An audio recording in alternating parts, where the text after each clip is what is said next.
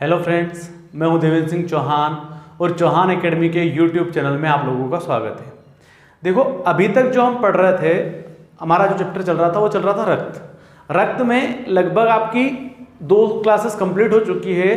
और उसमें हमने क्या पढ़ा है, तो पहले हमने जाना रक्त के बारे में। हमको पढ़ना क्या था, परिसंचरण तंत्र पढ़ना था। और परिसंचरण तंत्र को समझने के लिए हमने सबसे पहले रक्त पढ़ा है। रक्त के अंतर्गत हमने 2 भाग पढ़ रहे थे। हम एक प्लाज्मा को खत्म करा, उसके बाद हम रुधिराणु पढ़ रहे थे।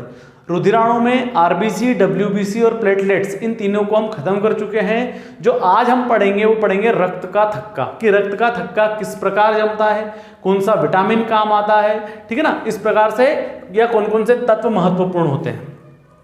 तो आज का जो आपका चैप्टर है वो है रक्त का थक्का, क्लॉटिंग ऑफ ब्लड। तो रक्त का थक्का जमता किस प्रकार है या शुरुआत कैसे होती है, तो देख लो। मान लो कि शरीर के किसी भाग में चोट लगी है, मान लो आपके हाथ के इस वाले भाग में चोट लग गई। जैसे ही चोट लगती है तो सबसे पहले वहां पर क्या नष्ट होते हैं, तो वहां पर एक कोशिकाओं का समूह होता है। भाई हमारा जो शरीर है वो किससे बना हुआ है, कोशिकाओं समूह से। और कोशिका के समूह को हम क्या बोलते हैं, ऊतक। तो सबसे पहले मान लो यहां पर आपको हल्की सी चोट आई है, तो यहां पर जो ऊतक है वो नष्ट होंगे। तो सबसे पहले क्या होता है, ऊतकों का क्षय होता है। क्षय मतलब नष्ट होना। क्या होते हैं, ऊतक जो होते हैं वो क्षय होते हैं। और जैसे ही आपको कहीं पर लगती है, कटता है, तो देखना आप, जैसे ही आपको कटता है, एक सफेद भाग सबसे पहले दिखाई देता है। ब्लड आने से थोड़ी देर पहले आपको सफेद भाग दिखाई देता है, जिसको बोला जाता है प्लेटलेट्स। तो क्या होता है, सबसे पहले ऊतकों का क्षय होता है और वहां पर उपस्थित प्लेटलेट्स जो होती है वो किसका स्त्राव करती है, तो थ्रोम्बोप्लास्टिन का स्त्राव कर देती है। क्या कर देती है, जैसे ही आपको चोट लगती है, थ्रोम्बोप्लास्टिन का स्त्राव हो जाता है। इतना सा समझ में आ गया। क्या होता है, जब भी आपको चोट लगती है तो सबसे पहले वहां पर टिश्यू जो होते हैं उनके क्या होते हैं, तो उनका नष्ट होते हैं या क्या होते हैं, खत्म हो जाते हैं, क्षय हो जाता है। और वहां पर उपस्थित प्लेटेट्स जो होती है, वहां पर उपस्थित प्लेटेट्स क्या करती है, तो थ्रोम्बोप्लास्टिन का स्त्राव कर देती है। क्योंकि अब उसको क्या करना, जितनी जल्दी हो सके जो ब्लड बह रहा है उसको बंद करना। तो जैसे ही थ्रोम्बोप्लास्टिन का स्त्राव होता है, तो यहां पर थ्रोम्बोप्लास्टिन क्या करता है, आगे जाकर, अब देखो यहां ऊतक क्षय हुए, प्लेटेट्स का काम आ गया। प्लेटेट्स ने क्या करा, थ्रोम्बोप्लास्टिन का स्त्राव कर दिया। अब काम किसका आ गया, थ्रोम्बोप्लास्टिन का आ गया। थ्रोम्बोप्लास्टिन क्या करता है, तो जो थ्रोम्बोप्लास्टिन होता है ये किसकी उपस्थिति में, कैल्शियम, मैंने आपको बताया था कौन कौन से तत्व पाए जाते हैं। तो ये क्या करता है, कैल्शियम की उपस्थिति में जो प्रोथाम्बरिन होता है, क्या करता है, कैल्शियम की उपस्थिति में प्रोथाम्बरिन को थाम्बरिन में चेंज कर देता है। क्या करता है, प्रोथाम्बरिन को किसमें चेंज करता है, तो प्रोथाम्बरिन को कर देता है ये थाम्बरिन में चेंज। यहां प्लेटेट्स ने किसका स्त्राव करा, थ्रोम्बोप्लास्टिन का। थ्रोम्बोप्लास्टिन क्या कर रहा है, जैसे ही कैल्शियम की उपस्थिति इसको मिल गई, इसने प्रोथाम्बरिन को थाम्बरिन में चेंज कर दिया। अब काम किसका है, थाम्बरिन का है। थाम्बरिन क्या करता है, तो ध्यान रखना, थाम्बरिन है, थाम्बरिन क्या करता है, तो थाम्बरिन क्या करता है, प्लाज्मा में उपस्थित फाइब्रोनिजन, कहां पर उपस्थित, प्लाज्मा में उपस्थित फाइब्रोनिजन को क्या करता है, फाइब्रोनिजन को उत्प्रेरक करता है, थाम्बरिन कर रहा है। थाम्बरिन ने क्या करा, फाइब्रोनिजन को उत्प्रेरित कर दिया। अब फाइब्रोनिजन क्या कर रहा है, तो फाइब्रोनिजन उत्प्रेरित होकर फाइब्रिन का निर्माण करता है। क्या करता है, फाइब्रोनिजन उत्प्रेरित होकर फाइब्रिन का निर्माण कर देता है। फाइब्रोनिजन से क्या बन गया, फाइब्रिन। फाइब्रोनिजन कहां उपस्थित होता है, तो ये उपस्थित होता है प्लाज्मा में।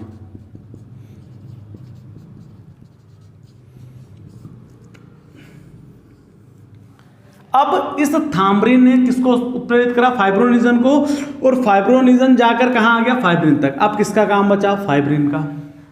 फाइब्रिन आगे जाकर क्या करता है, तो फाइब्रिन एक जाल का निर्माण कर देता है। क्या करता है फाइब्रिन, तो फाइब्रिन एक जाल का निर्माण करता है, और ये जो जाल होता है ये क्या होता है, तो जल में अघुलनशील होता है। क्या होता है, जल में अघुलनशील। इसीलिए जब आरबीसी के कण इसमें आकर फंसते हैं तो ये क्या नहीं होता है, तो ये जाल टूटता नहीं है। अगर ये घुलनशील होता, मतलब घुल जाता, तो इसमें आरबीसी के कण आके फंसते हैं क्या। अब क्या करा, तो आगे जाकर किसका काम बचा, फाइब्रिन का।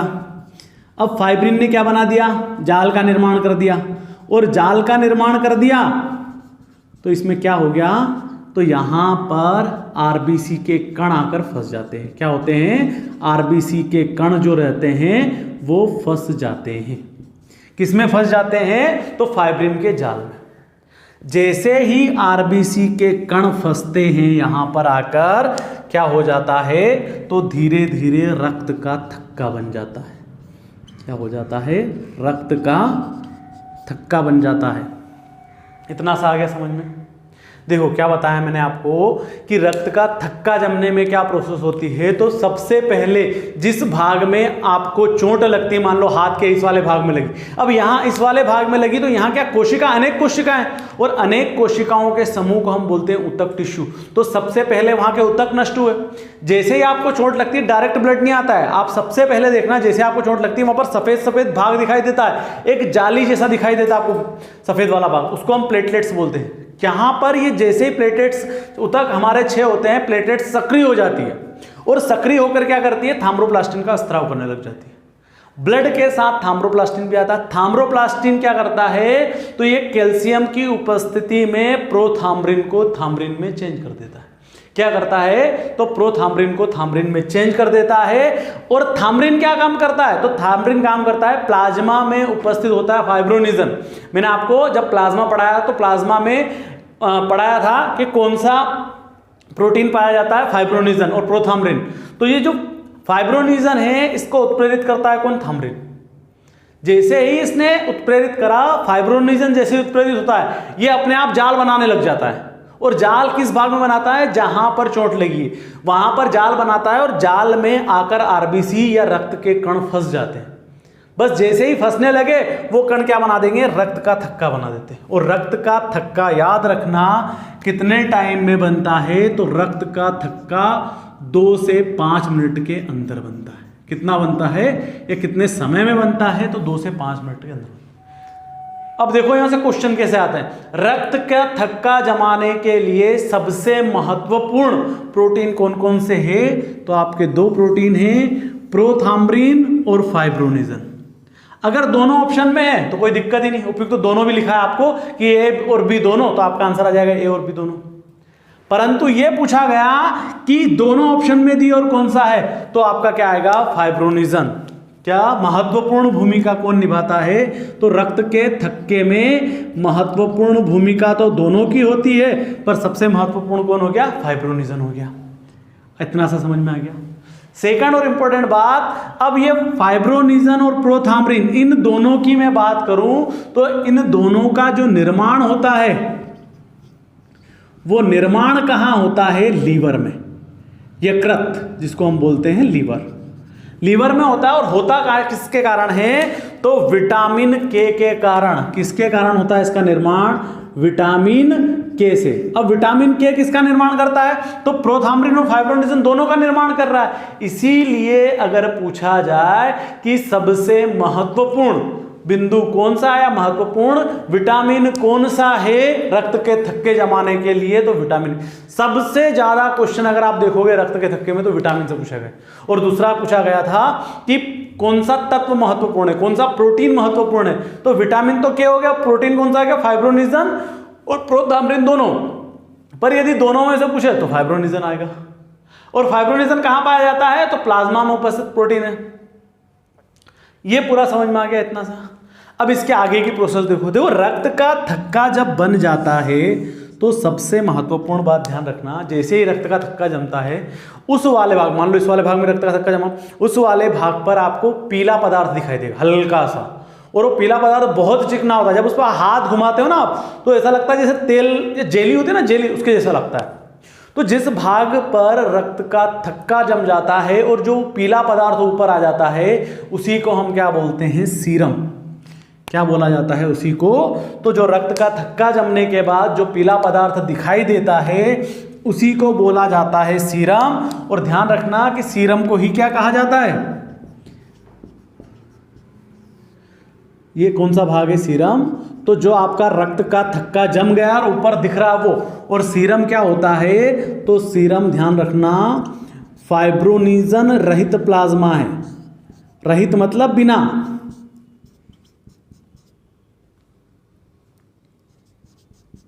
मैंने इसको बता दिया था, आपको पहले बताया था। देखो क्यों? क्योंकि प्रोथाम्रिन ने किस में परिवर्तन कर दिया? थाम्रिन ने। और थाम्रिन ने किसको परिवर्तित कर दिया? फाइब्रोनिजन को। फाइब्रोनिजन किस में परिवर्तन हो गया? फाइब्रिन में। फाइब्रोनिजन बचा क्या? वो फाइब्रिन में परिवर्तन हो चुका है। और फाइब्रिन क्या कर चुका है? जाल का निर्माण कर चुका है और वो जाल बना चुका है। अब यह रक्त जैसे ही बाहर गया तो क्या हो गया? वो बन गया सीरम। और सीरम क्या है? तो फाइब्रोनिजन रहित प्लाज्मा ही क्या कहलाता है? सीरम कहलाता है। और सीरम कैसा होता है? तो सीरम का जो रंग होता है वो पीला रंग होता है।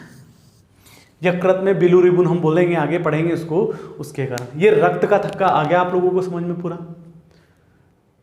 ठीक है ना? पूरी प्रोसेस में बता चुका हूं आपको। स्क्रीनशॉट ले लीजिए इसका। अगर आपको नहीं समझ में आया तो एक बार वापस से देख लीजिएगा, इसको पूरा क्लियर हो जाएगा। मैं थोड़ा सा और इसके बारे में आपको बता रहा हूं फिर बाद में। अभी आप स्क्रीनशॉट ले लो इसका।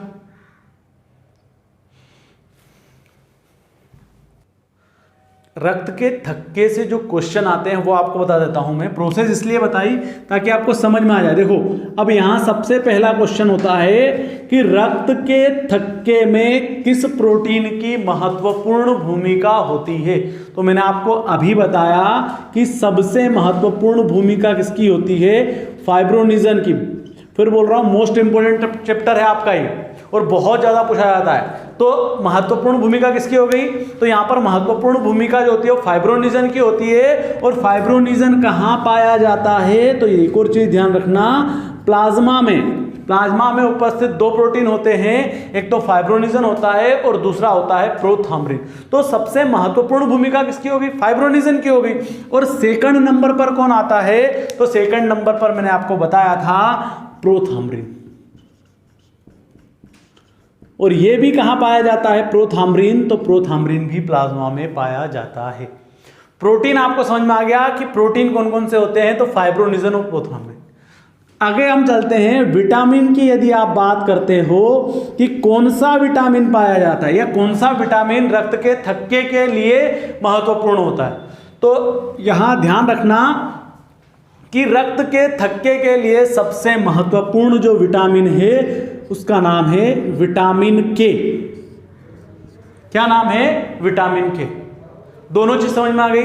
एक तो प्रोटीन और दूसरा मैंने लिखाया है विटामिन। तीसरा बता रहा हूं आपको एंजाइम, कि रक्त के थक्के के लिए कौन सा एंजाइम जो होता है वो महत्वपूर्ण है। तो यहां ध्यान रखना थाम्ब्रोकाइनेज, जिसको हमने एक और लिखा है थाम्ब्रोप्लास्टिन।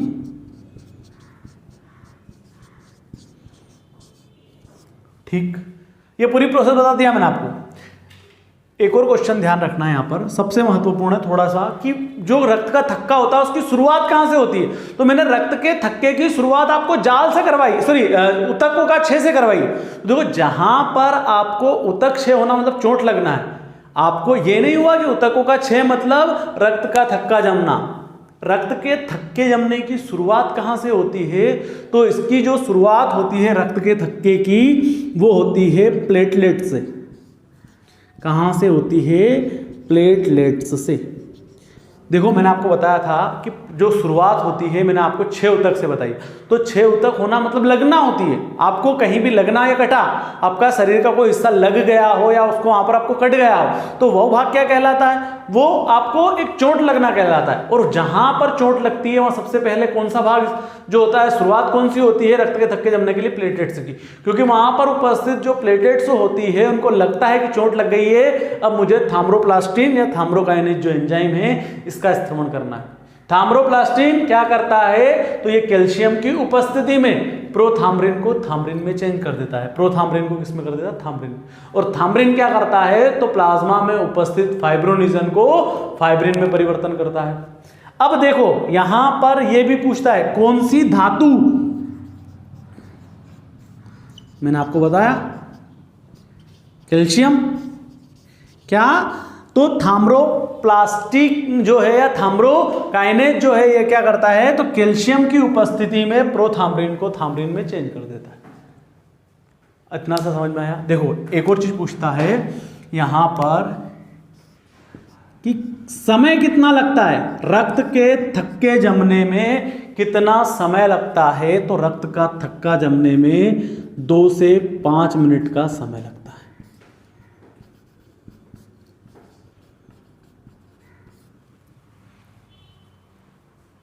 अच्छा यहां तक बताओ कोई चीज ऐसा जो समझ में नहीं आ रही हो, एक बार फिर समझा रहा हूं। देखो प्रोटीन कौन कौन से होते हैं, तो फाइब्रोनिजन और प्रोथाम्रिन, इन दोनों का निर्माण किसके कारण होता है, तो विटामिन के से होता है यकृत या लीवर में। इसीलिए रक्त के थक्के में महत्वपूर्ण विटामिन कौन सा हो गया, विटामिन के। आगे चले हम देखा एंजाइम थाम्रोकाइनेज या इसी को बोला जाता है थाम्रोप्लास्टिन, ठीक है। फिर इसके एंजाइम की मैंने बात करी, यहीं से स्टार्ट होता है। क्या करता है, थाम्रोप्लास्टिन कैल्शियम की उपस्थिति में प्रोथाम्रिन को थाम्रिन में चेंज करता है। अब थाम्रोप्लास्टिन किसकी उपस्थिति में, कैल्शियम की, तो धातु कौन सी होगी, कैल्शियम। ये क्वेश्चन आए हुए फिर बोल रहा हूं, जितने मैंने बोर्ड पे लिखे हैं ये इंपॉर्टेंट क्वेश्चन है, और आप जब क्वेश्चन लगाओगे किसी भी पेपर के तो आपको मिल भी जाएंगे क्वेश्चन, तो इसीलिए मैं इनको वापस से लिखना पड़ रहा मुझे, ठीक। तो कौन सी धातु, कैल्शियम धातु। शुरुआत कहां से होती है, प्लेटलेट से। फिर बोल रहा हूं मैंने आपको जब समझाया है तो शुरुआत 6 ऊतक से करिए। उसका रीजन ये 6 ऊतक होना मतलब चोट लगना है। 6 ऊतक होना ये नहीं है कि आपके रक्त का थक्का जमना। रक्त के थक्के जमने की शुरुआत जो होती है प्लेटलेट्स से होती है, क्योंकि वहां पर उपस्थित प्लेटलेट्स क्या करती है, थाम्रोप्लास्टिन का स्त्राव करना स्टार्ट कर देती है। समय कितना लगता है, तो समय जो लगता है 2 से 5 मिनट का समय लगता है। इतना सा आ गया पूरा समझ में आपको। स्क्रीनशॉट लेना हो तो ले लीजिए, फिर आगे बढ़ते हैं। अब देखो 2 चीजें इंपॉर्टेंट बता रहा हूं आपको। अब यदि ये तो हमने बोल दिया कि रक्त का थक्का कैसे, परंतु हमारे शरीर के अंदर तो नहीं जमता रक्त का थक्का। अगर हमारे शरीर के अंदर भी रक्त का थक्का जम गया तो क्या होगा, तो निश्चित है कि हार्ट अटैक आ जाएगा, या शरीर की जो नसर है वो क्या हो जाएगी, फट जाएगी। तो एक चीज ध्यान रखो आप, ऐसा कौन सा तत्व है, मैंने आपको 1-2 तो बता दिए, 2 एक चीज तो बताई मैंने आपको कि कौन सा ऐसा तत्व जो रक्त का थक्का जमाता है, क्या है, तो रक्त का थक्का जमाने के लिए महत्वपूर्ण तत्व कौन सा है, फाइब्रोनिजन। ये तो मैंने आपको बता दिया, पर ऐसा कौन सा तत्व है जो हमारे शरीर के अंदर रक्त का थक्का नहीं जमने देता। फाइब्रोनिजन जैसे ही क्या होता है, चोट लगती है और हमारा ब्लड क्या होता है, हवा के परिप्रेक्ष्य या हवा के क्या आता है, संपर्क में आता है, उसके बाद क्या हो जाता है, रक्त का थक्का जमता है। पर रक्त का थक्का हमारे शरीर में कौन नहीं जमने देता है, तो ध्यान रखना यहां पर कौन सा है तत्व, तो हिपेरिन। हिपेरिन का प्रमुख कार्य क्या है, तो शरीर के अंदर रक्त का थक्का नहीं बनने देता है।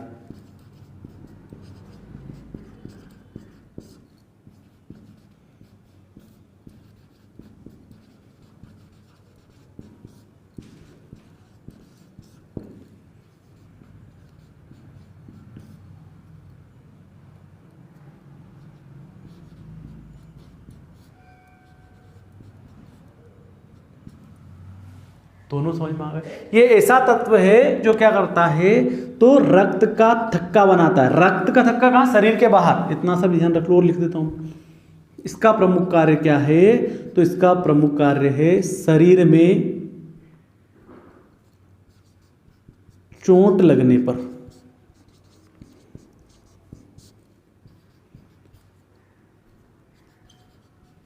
रक्त का थक्का जमाता है। ये क्या होता है, रक्त का थक्का नहीं जमाता।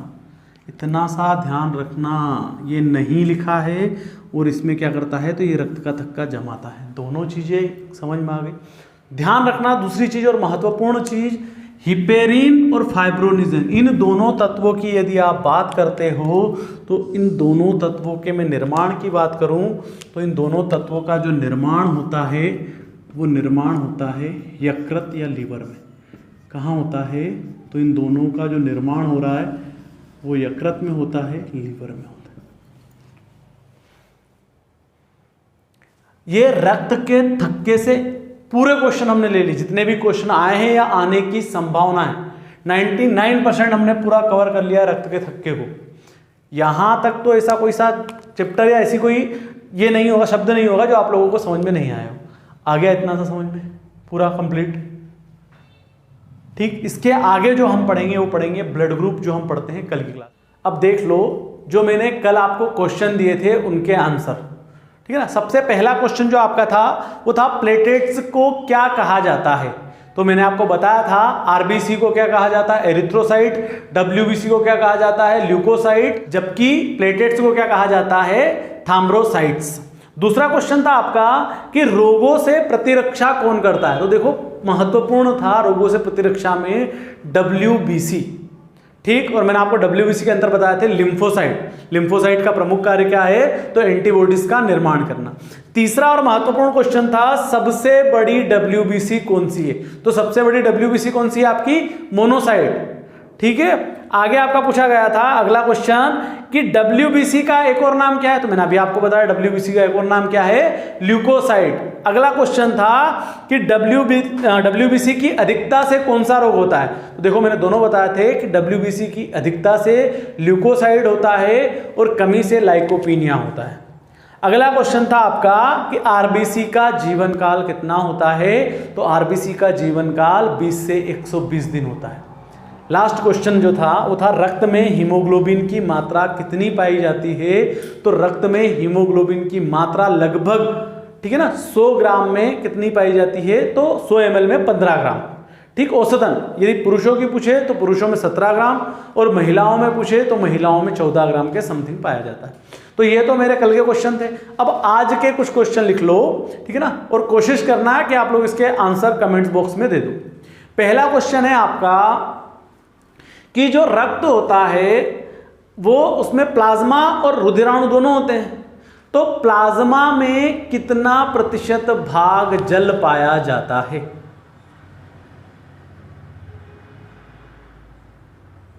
दूसरा क्वेश्चन है जो प्लाज्मा में एल्ब्यूमिन्स होते हैं उनका प्रमुख कार्य क्या है।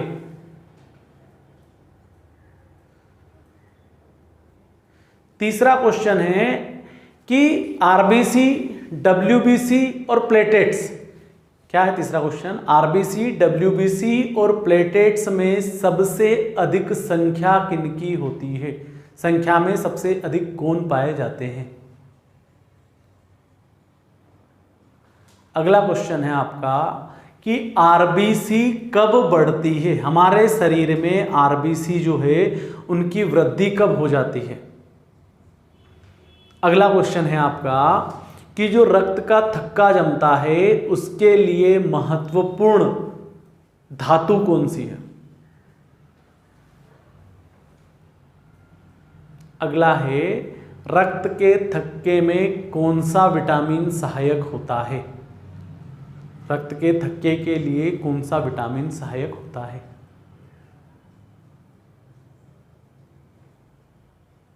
लास्ट क्वेश्चन है आपका कि जो रक्त होता है उस रक्त का प्रमुख कार्य, कोई 2 कार्य बताने हैं आपको रक्त के प्रमुख 2 कार्य बता दो आपके रक्त के हमारे शरीर में प्रमुख 2 कार्य कौन से हैं।